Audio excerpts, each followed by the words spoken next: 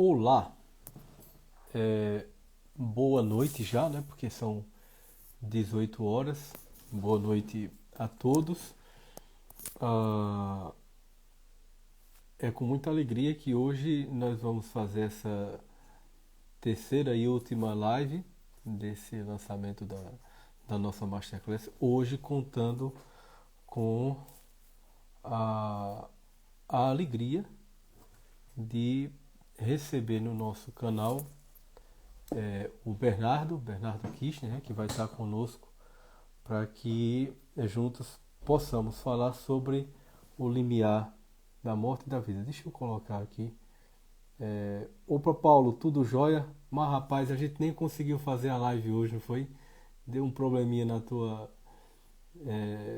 na nossa conexão aqui com a com o Instagram, né? Mas se Deus quiser vai dar certo um outro momento. Deixa eu só colocar aqui, limiar,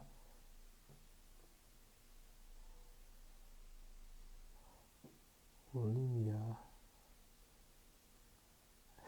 Censura, é verdade. É verdade. E a morte.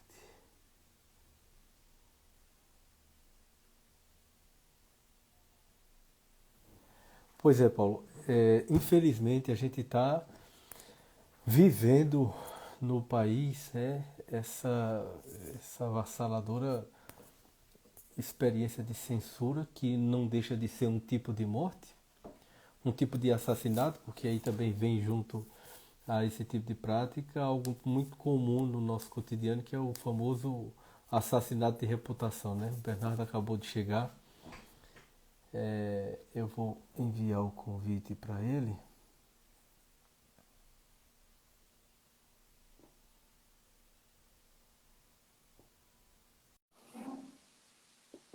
Vamos ver aqui. Ele já mandou o convite. Bernardo, Tudo bom? boa tarde. Como vai, Bernardo? Tudo jóia? Tudo bem, graças a Deus. Graças a Deus, coisa boa. Primeiro, Bernardo, muitíssimo obrigado por aceitar o nosso convite através de Yasmin. Você está me ouvindo bem e me Estou vendo ouvindo bem? muito bem. Pronto, graças a Deus. Por participar desse momento aqui com a gente, visto que trata-se inclusive do lançamento de uma Masterclass que foi feita lá no ano passado por ocasião do Setembro Amarelo. Eu sou psicólogo e eu me incomodo muito com o Setembro Amarelo, porque eu vejo que o Setembro Amarelo ele tem muito mais uma proposta de propaganda de um ato contra a vida do que necessariamente uma campanha de conscientização e de enfrentamento ao suicídio. Então, me incomoda muito o Setembro Amarelo. E em contraposição do Setembro Amarelo, em outubro, eu organizei com Yasmin uma masterclass sobre a brevidade da vida a partir da obra de Sêneca, um livro que ele tem que trata sobre a brevidade da vida, a importância da vida se sobrepondo à própria morte.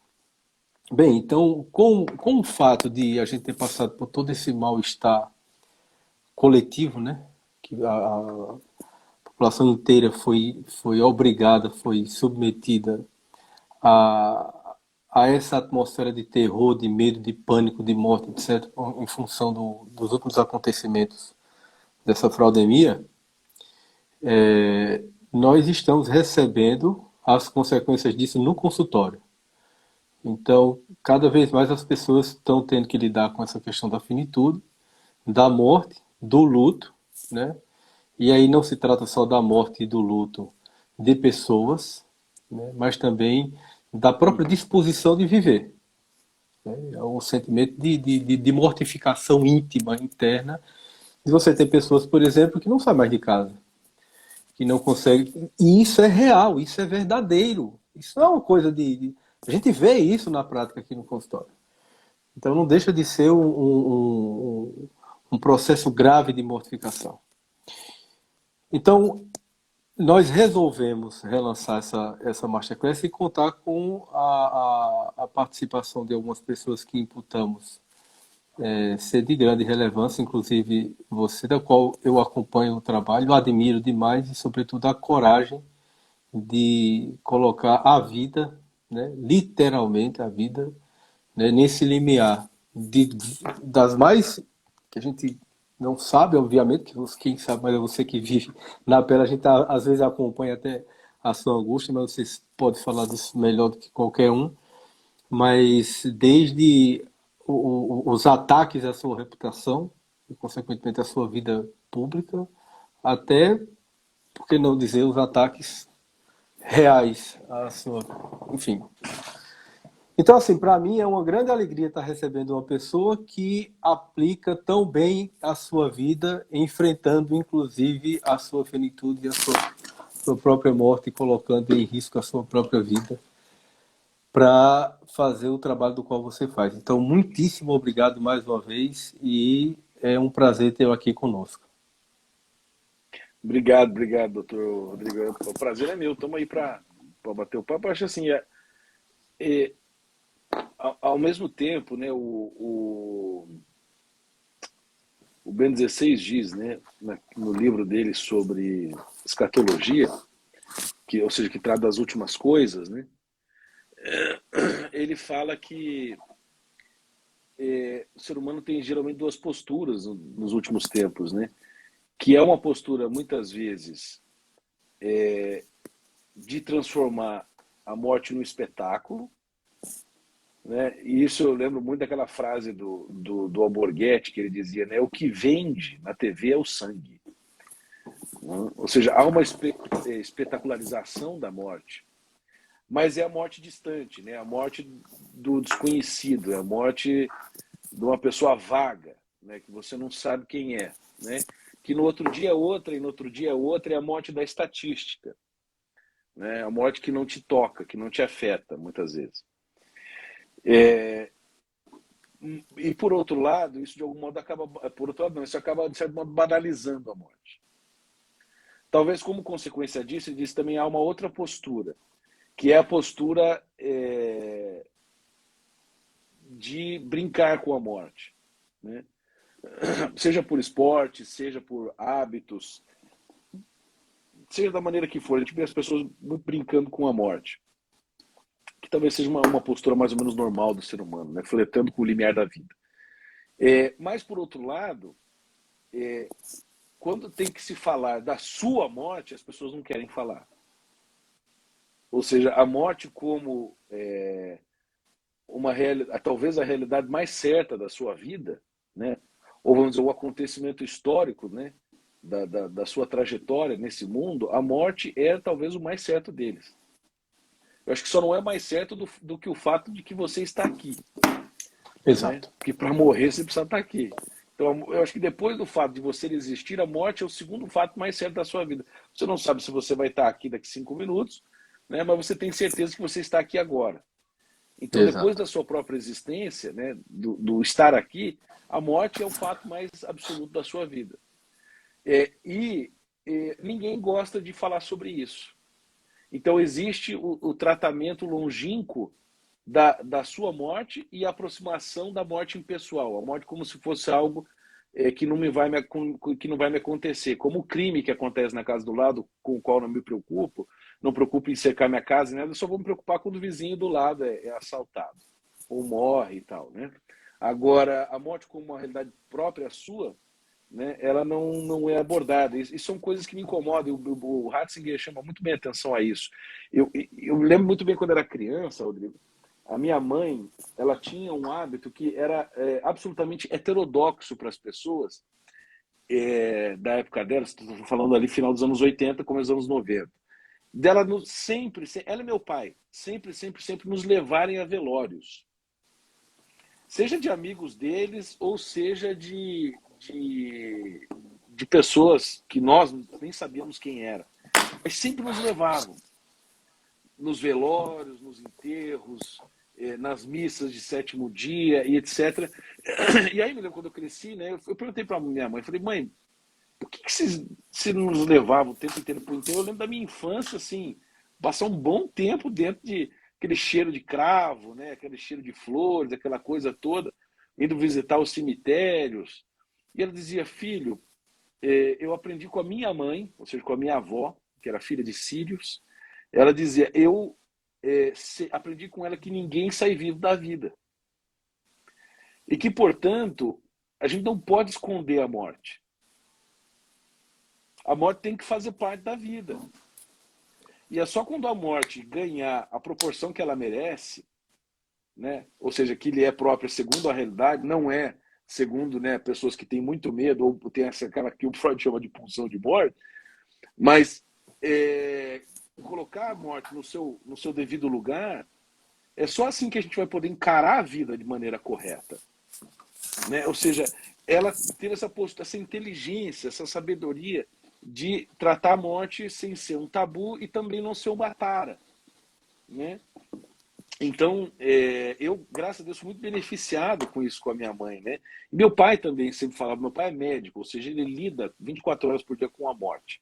Meu pai tem uma sabedoria para lidar com isso, porque ele viu muitas pessoas morrerem e desenvolveu uma inteligência, né, uma sabedoria própria para acompanhar pessoas que estão morrendo. Então, quando está morrendo alguém, chamam meu pai. E ele vai junto acompanhar as pessoas e fica lá até a pessoa morrer. Né? Ele, inclusive, estava junto. Quando minha mãe morreu, em 2014, ele estava junto. Né? Eles eram divorciados, mas estavam juntos. Tava minha tia, minha irmã e eu. E até foi um pedido que eu fiz a Deus, que eu queria estar junto com a minha mãe quando ela morresse. Né? E foi um momento maravilhoso. Se quiser, depois eu conto. E me lembro quando ela morreu, ele passou a mão na testa dela e disse paz, paz, né? E falou não chorem, vão ao ouvido dela e digam a coisa mais importante do mundo que vocês quiserem no ouvido dela, porque o último sentido que se vai é a audição, né? E então isso a gente pelos estudos de experiência de quase morte a gente vê isso, né? Então ele disse, vá lá e fale. Eu fui no ouvido dela e disse coisas maravilhosas, queridas, está tudo bem, nós te amamos, obrigado pela sua vida, como foi bom estar com você, como isso foi gostoso, descanse, agora chegou a hora do grande encontro, e esse tipo de coisa, né? Ou seja, tratar a vida com a morte com sobriedade, né? A vida ganha, parece que, nobreza com isso, né? E essas coisas eu aprendi com eles, né? Algumas pessoas, eu perdi muita gente na minha vida, sabe? Muita gente. E algumas pessoas perguntam, como é que você consegue viver e não ficar uma pessoa triste? Eu sou sempre muito alegre, né? Eu digo, porque eu dou à morte a proporção que ela tem. É como o medo, né? Ou seja, o medo, ele é uma coisa sadia, contanto que ele seja adequado à situação. Né? Senão ele vira uma fobia, ou senão você fica, pelo outro lado, temerário. Né? Aí você entra no rio com piranha, você vai botar a mão no poste, você vai tomar veneno e você morre. Ou seja, o medo é sadio, né? O preconceito é sadio, né? Contanto que seja proporcionado. E a morte eu acho que é a mesma coisa, ou seja, você não tem que ter nem esse vitimismo, essa coisa às vezes dramática demais, que talvez seja um pouco própria do brasileiro, que trata a morte assim, faz aquele escândalo, e não precisa ter aquela certa impessoalidade. Né? É mais ou menos assim que eu vejo a coisa. Né? E ter um certo, como eu posso dizer, um certo despojamento para falar da morte. Entendeu? Pensar na sua morte. Eu não sei porque as pessoas não pensam na sua morte. Entendeu? Ninguém não nos foi ensinado isso. A gente é ensinado, como alguém falou aqui, carpe diem, né? Ou seja, aproveite o seu dia. Bom, mas e se eu estiver vivo? Sim, Ou exatamente. seja, é óbvio, portanto, proporcionar a morte, né? Ou seja, colocar ela na sua proporção, significa, vamos dizer, amoldar a sua vida no tamanho que ela tem. E entender melhor o que é vida, né? Ou seja, não é apenas esse espacinho que a gente vive, esse tempo, espaço de tempo que a gente vive aqui, né?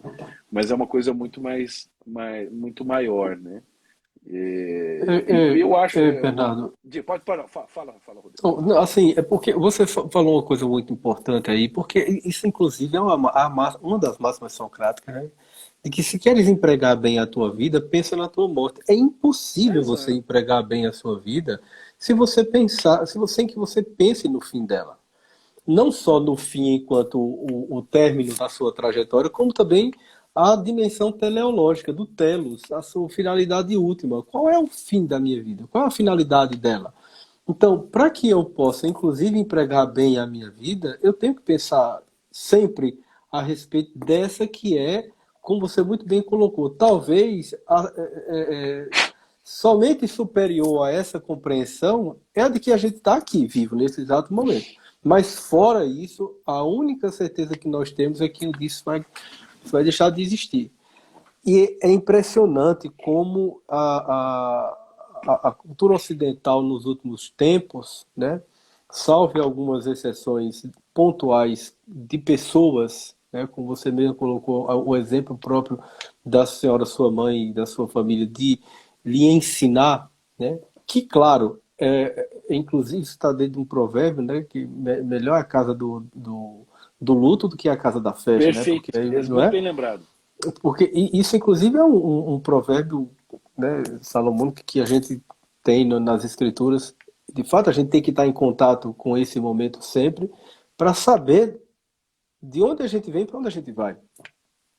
Mas a gente não tem esse tipo de questão, de ponto sendo abordado, por exemplo, no cotidiano, no encontro de família. E quando tem muitos dizem, eu não quero falar sobre isso. Que absurdo, muda de assunto, não sei o quê. E diz assim, isso aqui no Nordeste tem um pássaro chamado acauã, que diz que ele tem um canto agorento, né? E chama, sai daqui, acauã, tá agorando, isso aqui, coisa desse tipo. Mas não, pô, a gente até para empregar bem a nossa vida, a gente tem que pensar nesse momento. Tem que pensar, porque senão não há sentido. A gente fica com aquela ilusão e aquela fantasia de que a gente nunca morre. Claro, do ponto de vista transcendente, espiritual, é outra coisa, mas falando daqui, desse plano, dessa vida, é claro que tudo que começa termina, tudo que tem um início tem um fim.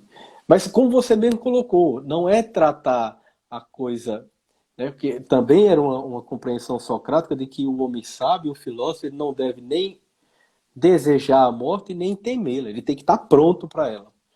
Não desejar e também não temer. Tá pronto, na hora que vier eu estou aqui, estou pronto. Tudo que eu fiz e faço em vida é para que no momento que ela chegar, pronto, tá aqui, eu vou deixar o que eu preciso deixar e acabou. Era isso mesmo que eu tenho que fazer, porque eu tenho consciência do que eu faço. Mas se a gente perder de vista vamos dizer,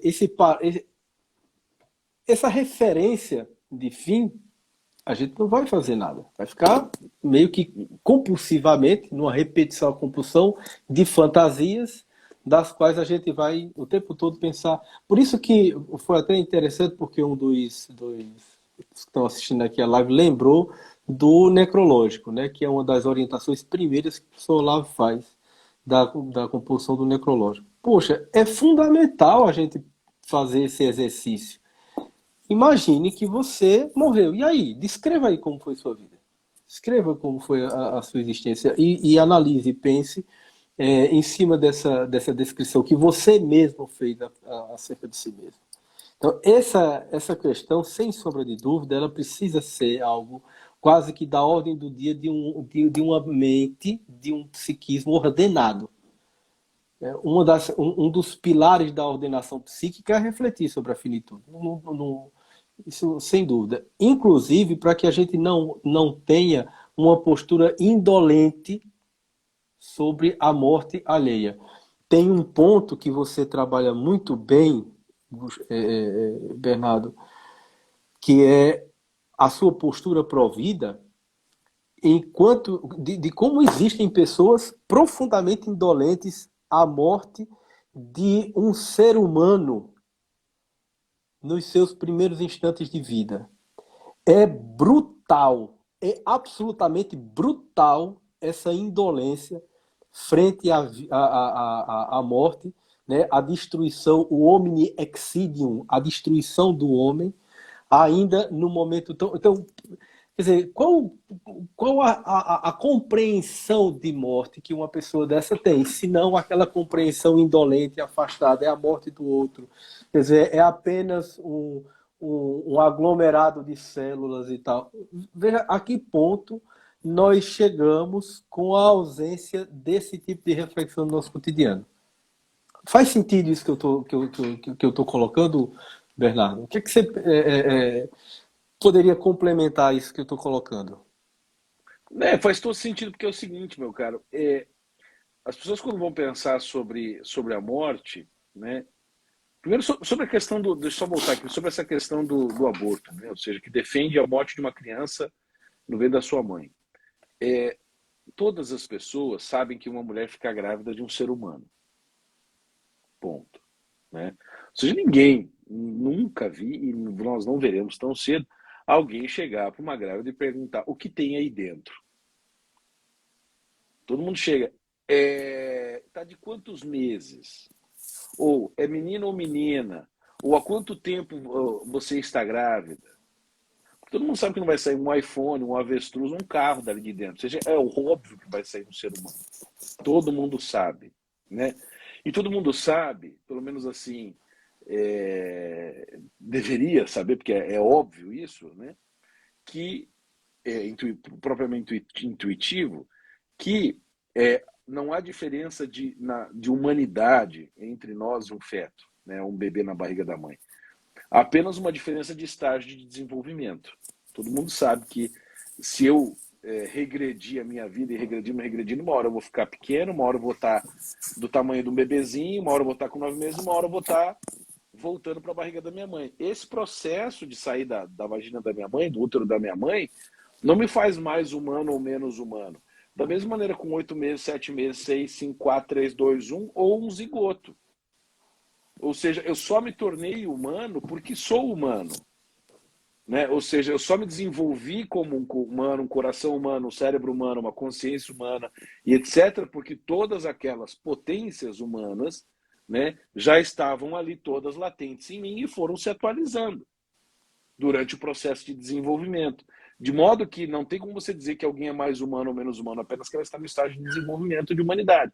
Agora, a questão toda não é isso, a questão é que ele faz parte de um outro processo, né?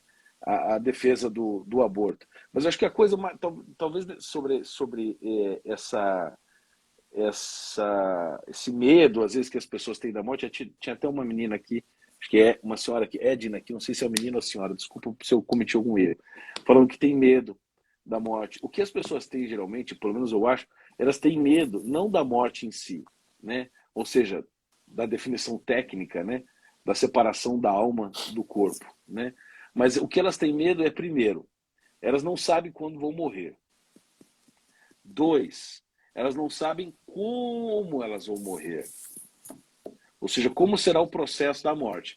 Ela vai ficar doente 1 ano e vai morrer? Ela vai ter uma morte súbita? Ela vai sofrer? Vai ser um derrame que ela vai ficar anos na cama morrendo? Ou ela vai ter um mal súbito e, puf, cai na cama, como acontece. Então não sabe quando, não sabe como, e outra, ela não sabe se isso vai ser doloroso, se ela vai sofrer demais. Quer dizer, a pessoa entra em coma, não sofre e tal, e vai embora. Né? Então são essas questões, ou seja, como vai acontecer este processo, e quando, e se vai doer, não, etc.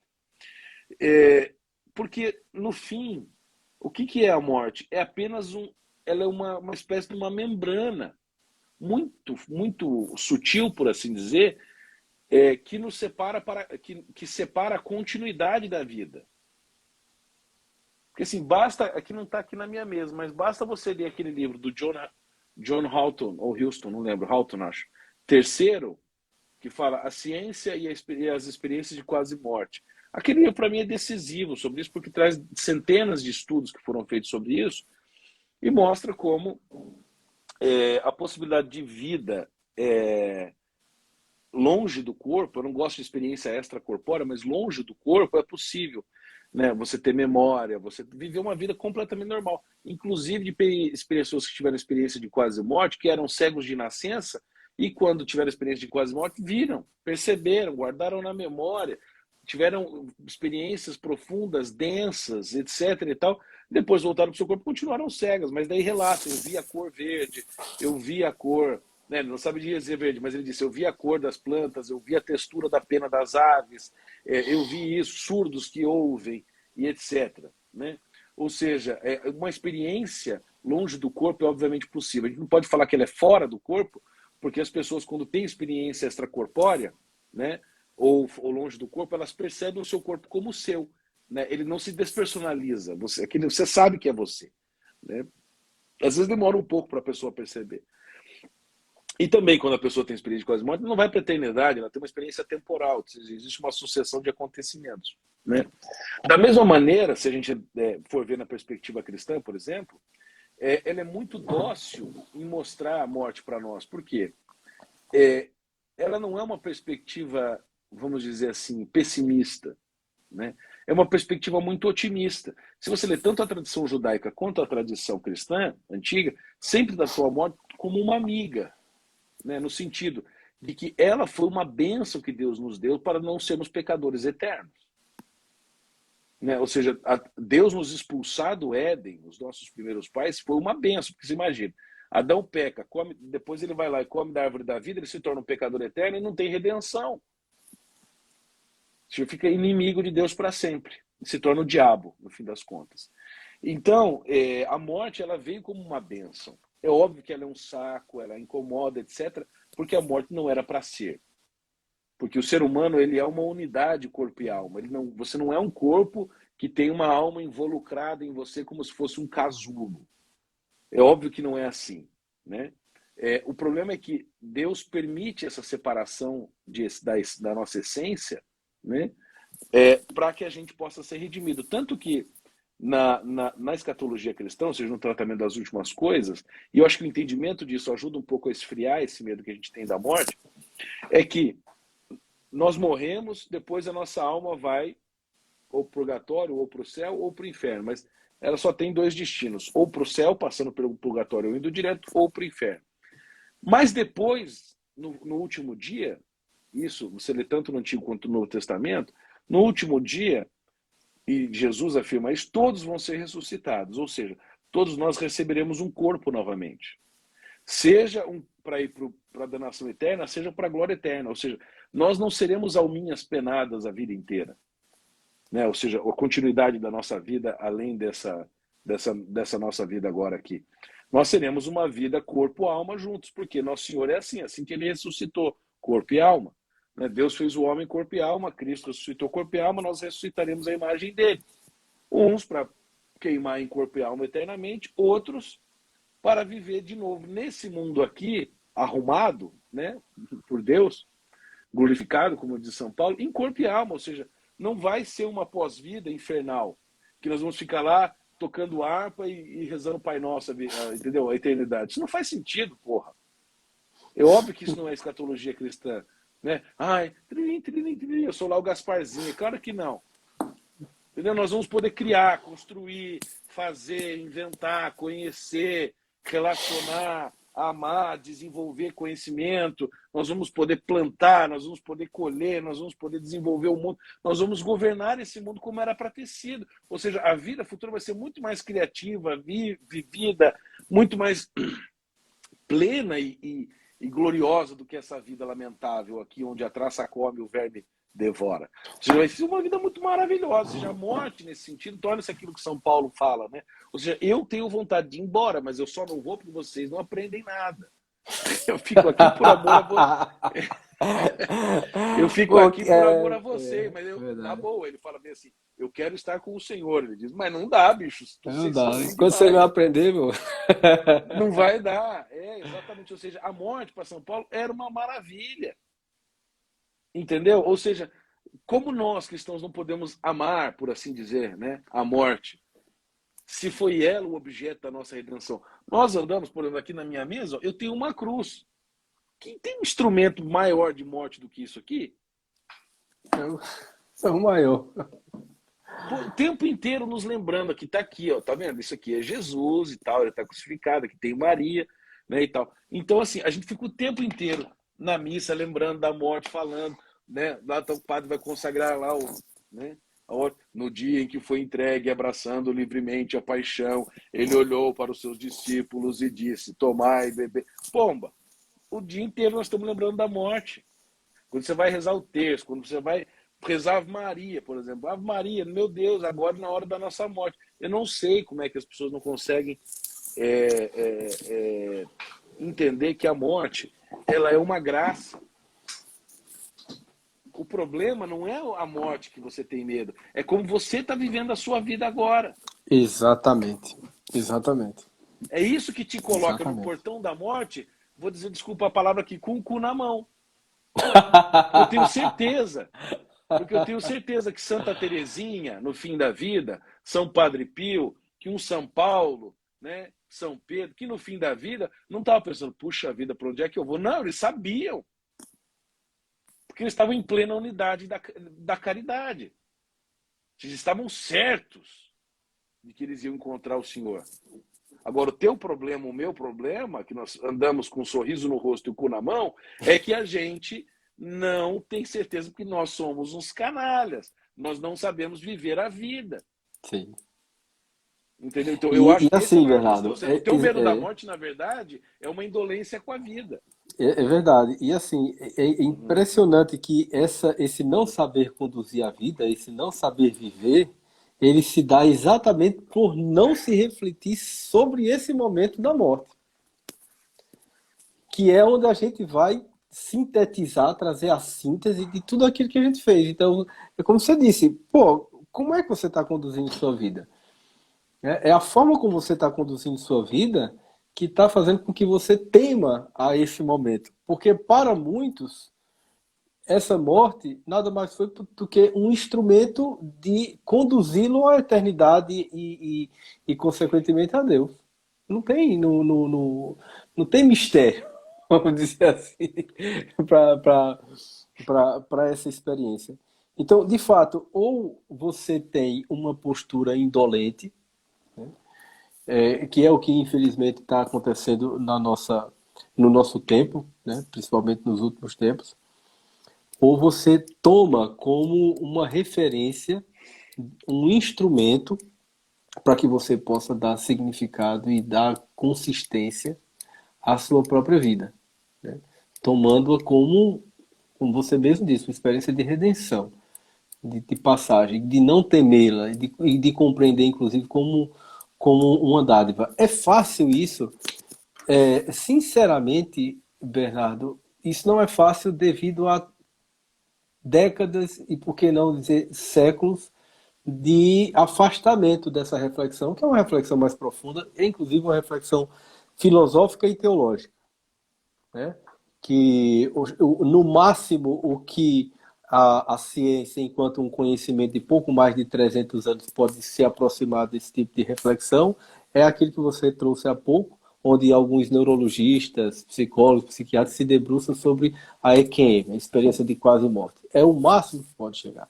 Porque todo esse arcabouço de reflexão filosófica e teológica é execrado pela ciência, é deixado de lado e, pelo amor de Deus, quantos e quantos séculos e até milênios de contribuição intelectual profunda a respeito do tema e que é desprezado em nome de um conhecimento de pouco mais de 300 anos que é circunscrito apenas na materialidade, visto que a morte não se trata só de coisas que se dão no âmbito da materialidade, mas sobretudo no âmbito da transcendentalidade, porque em muito esse medo da morte também é o medo de não existir mais, o pavor de não deixar de existir. Quer dizer, o que vai acontecer comigo?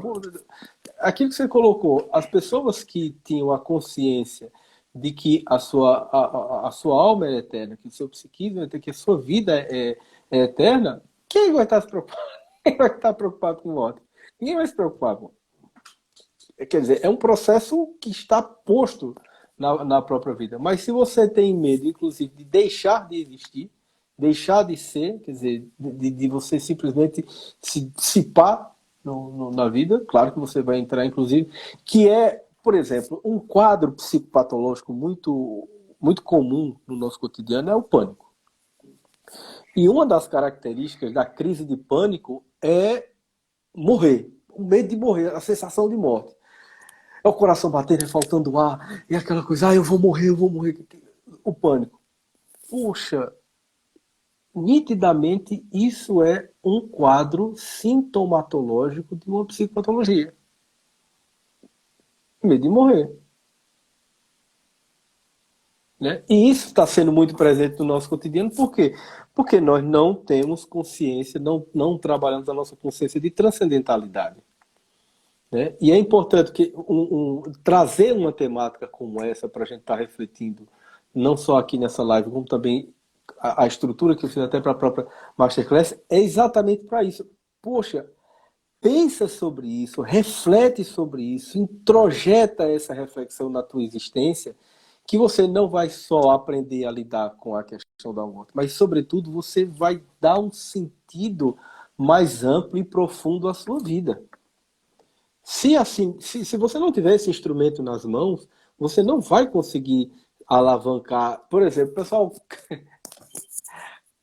reclama muito de procrastinação, né? Agora é tudo procrastinar. Estou procrastinando. Não, eu vou ajudar você a procrastinar a sua vida. Tá, beleza. Então vamos lá. Tem um instrumento aí muito fácil para que você deixe de procrastinar a sua vida. Você vai morrer amanhã. E aí? Fazer o quê? Ou então você tem pouco, como você mesmo colocou, né? Você tem pouco tempo de alguns instantes de vida aí. O que é que vai... Há pouco eu estava atendendo a um paciente hoje e ele falou que recebeu, né, a notícia de um médico de que o pai tinha...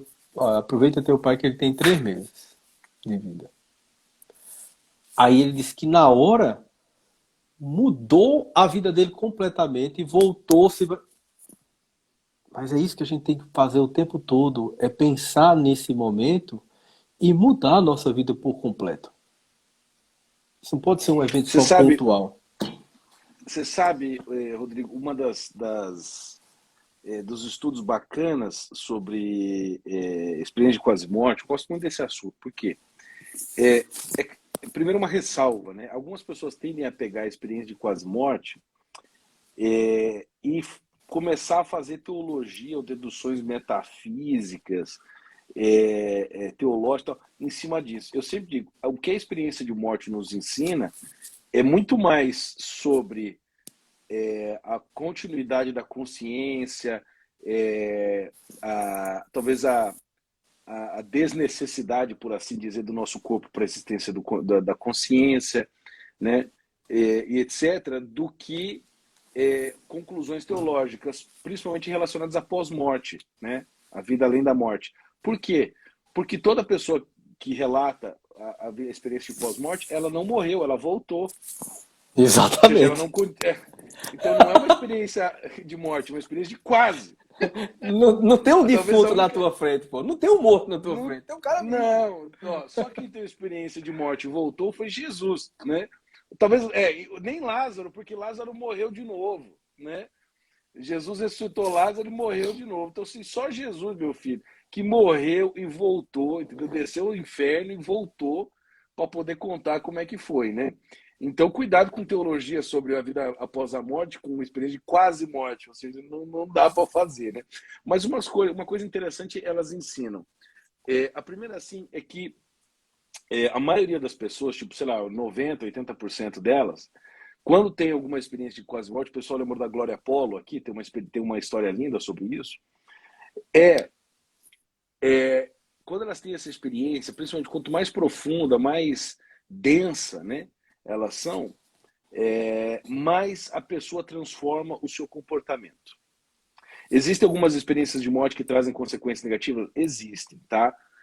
Mas é tipo 1 a cada 5, 1 a cada 6. Mas a esmagadora maioria, as pessoas transformam positivamente a sua vida. Elas se desapegam da materialidade, se despreocupam com o aspecto financeiro, elas buscam relacionamentos mais verdadeiros, buscam não trabalhar tanto, ou seja, buscam fazer do trabalho como um meio para você atingir o que você quer, né?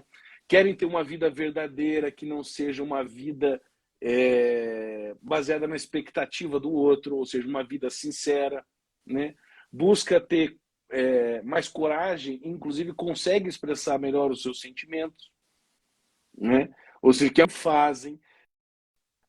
Todo mundo tem essa experiência. Você está sentindo uma coisa pela pessoa do seu lado, seja ódio, amor, está precisando expressar, você sabe que você tem que falar. A outra pessoa está do teu lado, ela sabe que você quer falar alguma coisa e nada acontece.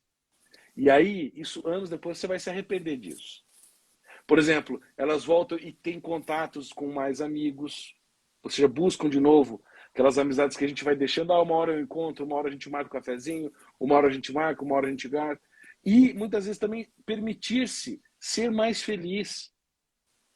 As pessoas são muito ranhetas, cara. Né? Eu me lembro uma vez, vou contar um testemunho que eu vivi. Eu dava aula de inglês e italiano numa escola aqui na cidade, há muito tempo atrás.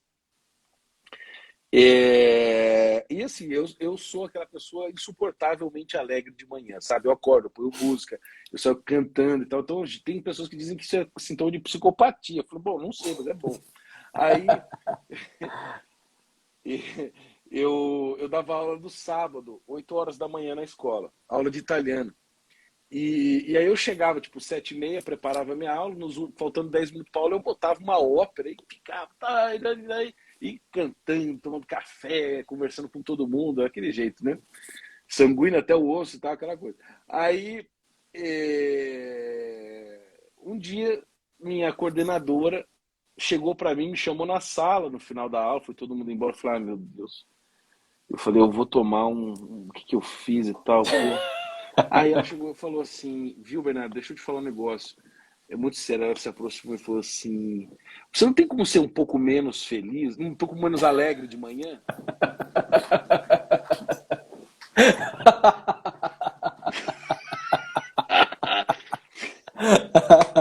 Falei, porra!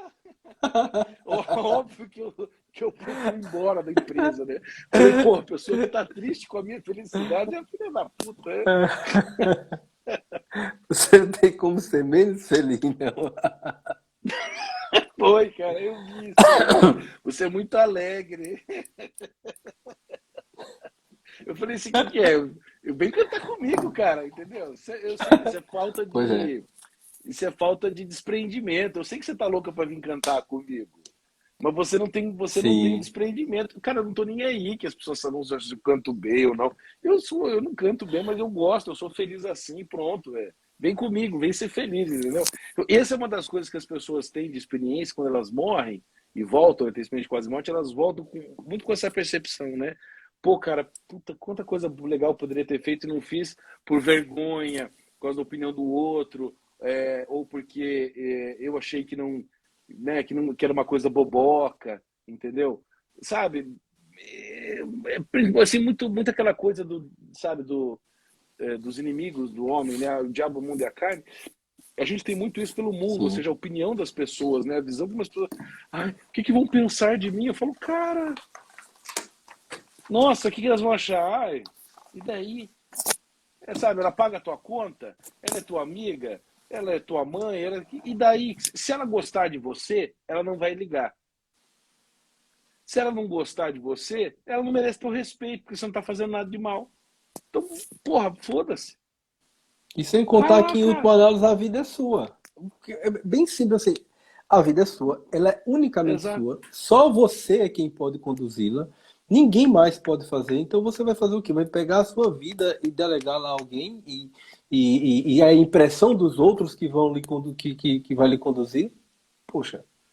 Né? Então, por isso que É, quando você se depara nessa situação de finitude, uma das coisas que você, como você mesmo colocou, né, você mais lamenta é não ter vivido o suficiente.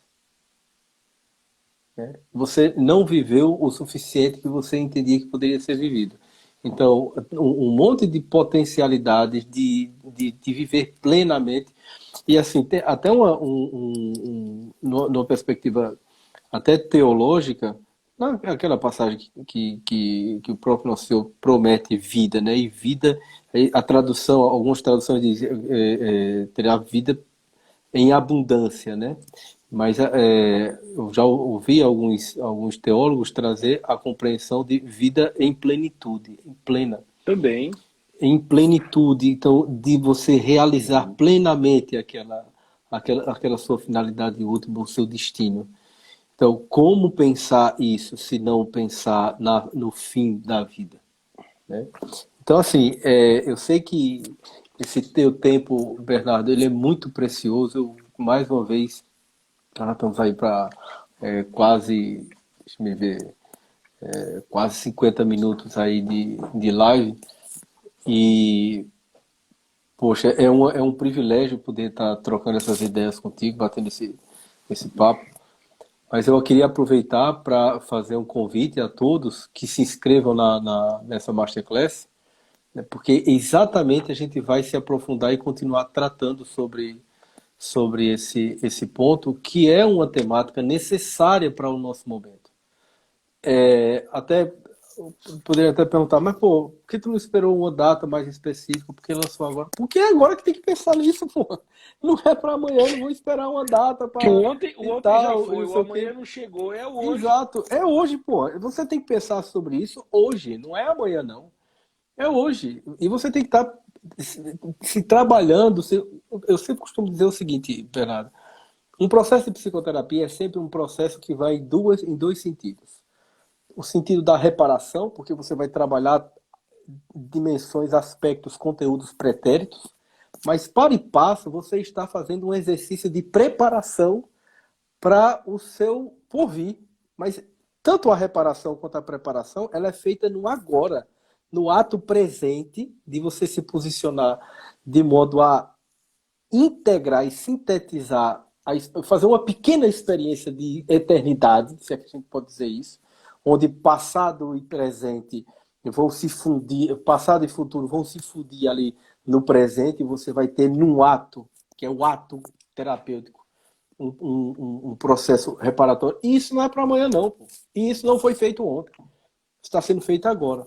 Então, agora mesmo, você já pode, inclusive, buscar nessa masterclass que a gente está disponibilizando um aprofundamento e uma reflexão maior a esse respeito. Porque, sem sombra de dúvida, é uma temática da ordem do dia e uma necessidade.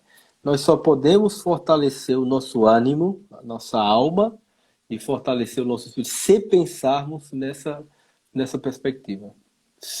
E somente só se pensarmos sobre isso. Bernardo, eu não vou mais tomar teu tempo. Eu agradeço demais a tua atenção. Gostei imenso de conhecer você e conhecer seu trabalho, que eu já acompanhava, mas trocar essa ideia pessoalmente, diretamente, pessoalmente não, porque você não onde é que você está? Você está em Brasília, você está no Paraná. Eu estou aqui em Campina Grande, na Paraíba, embora não seja daqui, seja pernambucano. Mas, Ah, nem percebi pelo sotaque, viu? ô rapaz, não percebeu não? Mas, homem, eu sou daqui do Pernambuco. Caba macho de Caruaru e ai. E pronto. E pronto. E aí, rapaz, eu fiquei muito feliz em conhecer e trocar essa ideia. Espero que a gente possa, num momento de felicidade, se encontrar pessoalmente e trocar umas ideias. E parabéns pelo seu trabalho. Seu trabalho é excelente. Não, assim, sem palavras. Tem coisas que a gente não consegue circunscrever na materialização de palavras, posto a grandiosidade do ato. Né? E para mim, tratar sobre esse assunto com alguém que vive, né, plenamente e que vive com a força e até a coragem de dispor da própria vida para isso, para mim é uma honra. É uma honra mesmo, de verdade. Rodrigo, eu vou dizer uma coisa assim, para meu recado final. Eu me lembrei aqui de uma palavra de Jesus que é assim, né? Primeiro assim, Jesus ele é a vida e ele se entrega à morte. É um negócio muito bonito isso, muito simbólico, né, em primeiro lugar. Mas ele fala uma coisa que é muito séria e as pessoas talvez não tenham pensado na seriedade disso. Ele diz assim: quem quiser salvar a sua vida vai perdê-la.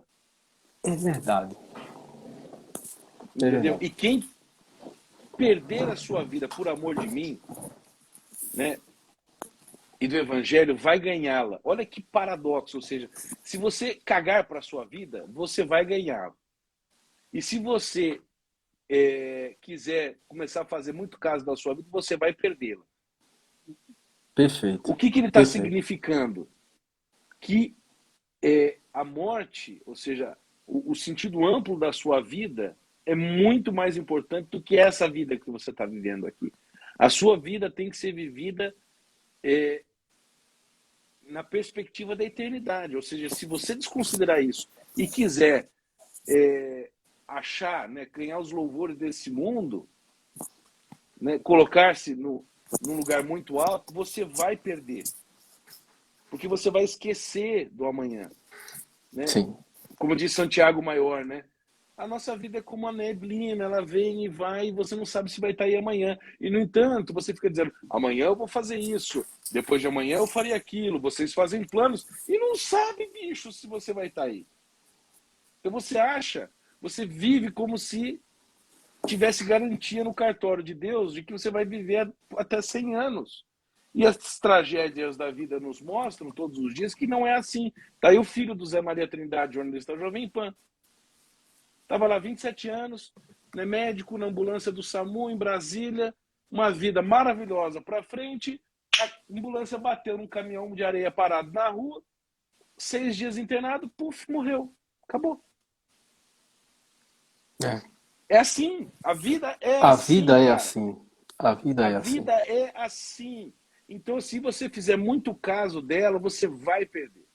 Então, um certo desprendimento, um certo sarro da vida a gente tem que ter.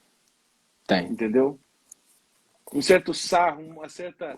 E isso que eu acho que faz a gente viver a vida alegre, leve e coisa do tipo. Porque se você faz muito caso disso, cara, você não está entendendo que essa vida aqui, ela é uma poeira num mar.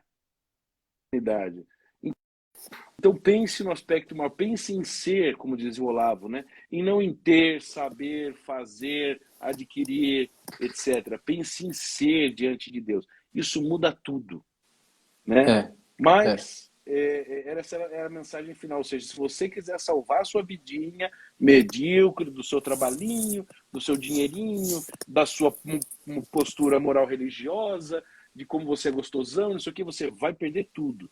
Vai perder tudo. Porque você Porque não está Jesus diz, ó, vivendo. se você quiser seguir andar comigo, abandona, bicho. Abandona. Você É. vai pegar um negócio muito lindo que chama-se cruz. E o que é a cruz? É um instrumento de morte.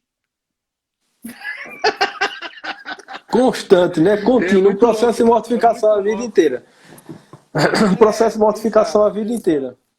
Né? É isso E aí. assim, a É isso mortificação, aí. É isso aí. sobretudo, do egoísmo, da egocentricidade, que na verdade é onde se concentra todas as nossas fantasias, os fantasmas.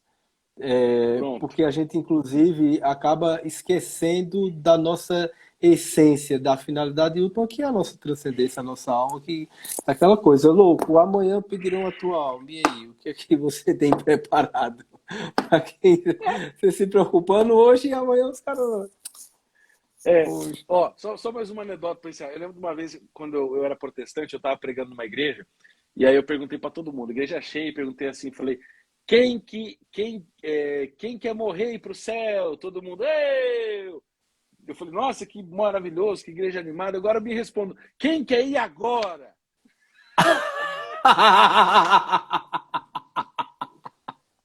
Ninguém respondeu, todo mundo. Quem quer ir agora? Rapaz, Eu falei, tá, aqui a gente diz eu assim, falei, que debreou o carro, deu uma debreada maior do mundo. tá vendo? Eu falei, ninguém tá pronto aqui, bicho. Eu falei, se pedir a sua alma hoje, para quem vai? Eu falei, Pô, Bernardo, que massa. Olha, foi ótimo, porque assim, olha só, a gente começa uma live dessa com aquela coisa pesada assim da reflexão. é, Puxa, a vida, tal, a morte, tal, não sei o quê, e termina dando risada, tal, que coisa má. Mas isso, isso é a vida, pô. É a vida. é Olha isso aí. só, uma das primeiras coisas que a gente identifica quando um paciente está assim, se recuperando de um processo doloroso e tal, é quando ele começa a fazer piada do sintoma dele. Quando ele começa, pô, o cara tá bom, cara, ele tá ficando bom, que ele começa a É, rir das coisas que estão acontecendo. Então, pô, olhar para a morte e rir. Pô, que massa, você tá aqui, senta aqui. Vamos conversar aqui. É Bernardo, isso muito aí. obrigado, cara. Deus te abençoe Eu que mais uma agradeço, vez. irmãozinho. Obrigado. Foi ótimo esse encontro, viu? Foi ótimo mesmo. Foi bom demais. Pessoal, E todo mundo que está assistindo aí, faça a Masterclass do Dr. Rodrigo para lidar com a morte e não ficar louco. valeu, Bernardo. Tudo de bom, querido. Fica com Obrigado. Deus. Falou, Tchau, obrigado. tchau. Tchau, tchau.